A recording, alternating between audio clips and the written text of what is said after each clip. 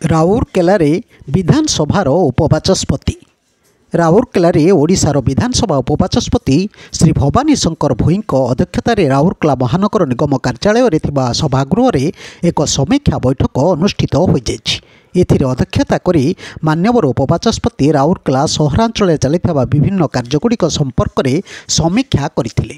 ଏହି ବୈଠକରେ ରାଉରକେଲା ମହାନଗର ନିଗମ ସମେତ ରାଉରକେଲା ସରକାରୀ ଡାକ୍ତରଖାନା, ପୁଲିସ ପ୍ରଶାସନ, ଟାଟା ପାୱାର, ଯୋଗାଣ ବିଭାଗ ଅଧୀନରେ ଚାଲିଥିବା ବିଭିନ୍ନ ସରକାରୀ ଯୋଜନା ତଥା ପ୍ରକଳ୍ପଗୁଡ଼ିକର ସ୍ଥିତି ସମ୍ପର୍କରେ ସେ ସମୀକ୍ଷା କରିଥିଲେ। ରାଉରକେଲା ଅତିରିକ୍ତ ଜିଲ୍ଲାପାଳ ତଥା ଆର୍ଏମ୍ସି କମିଶନର ଶ୍ରୀଯୁକ୍ତ ଆଶୁତୋଷ କୁଲକର୍ଣ୍ଣୀ ଆର୍ଏମ୍ସି ତରଫରୁ ଚାଲିଥିବା ବିଭିନ୍ନ ପ୍ରକଳ୍ପଗୁଡ଼ିକର ସମ୍ବନ୍ଧରେ ମାନ୍ୟବର ବାଚସ୍ପତିଙ୍କୁ ସୂଚନା ଦେଇଥିଲେ।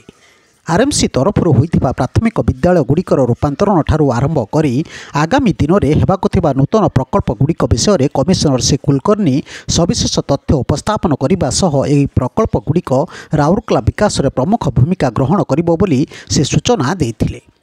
ଏଥିସହ ରାଉରକେଲା ସରକାରୀ ଚିକିତ୍ସାଳୟ ସମେତ ଯୋଗାଣ ବିଭାଗ, ଟାଟା ପାୱାର ଏବଂ ପୁଲିସ ବିଭାଗର ବରିଷ୍ଠ ଅଧିକାରୀମାନେ ବିଭାଗୀୟ କାର୍ଯ୍ୟ ବାବଦରେ ମାନ୍ୟବର ବାଚସ୍ପତିଙ୍କୁ ସୂଚନା ଦେଇଥିଲେ। ଏହି ସମୀକ୍ଷା ବୈଠକରେ ମାନ୍ୟବର ବିଧାୟକ ରଘୁନାଥପାଲି ଶ୍ରୀଯୁକ୍ତ ଦୁର୍ଗାଚରଣ ତନ୍ତୀ, ପାନପୋଷ ଉପଜିଲ୍ଲାପାଳ ଶ୍ରୀଯୁକ୍ତ ବିଜୟ କୁମାର ନାୟକ, ଆର୍ଏମ୍ସିର ସମସ୍ତ ବରିଷ୍ଠ ଅଧିକାରୀ ଓ କର୍ମଚାରୀ ଏବଂ ଅନ୍ୟାନ୍ୟ ବିଭାଗୀୟ ଅଧିକାରୀମାନେ ଉପସ୍ଥିତ ଥିଲେ। ବ୍ୟୁରୋ ନ୍ୟୁଜ୍ ଓଡ଼ିଶା କଥା। ଓଡ଼ିଶା କଥା ୟୁଟ୍ୟୁବ୍ ଚ୍ୟାନେଲଟିକୁ ଆପଣମାନେ ଦେଖୁଛନ୍ତି, ମତାମତ ଦିଅନ୍ତୁ, ଲାଇକ୍ କରନ୍ତୁ, ସବସ୍କ୍ରାଇବ୍ କରନ୍ତୁ ଓ ସେୟାର ମଧ୍ୟ କରନ୍ତୁ।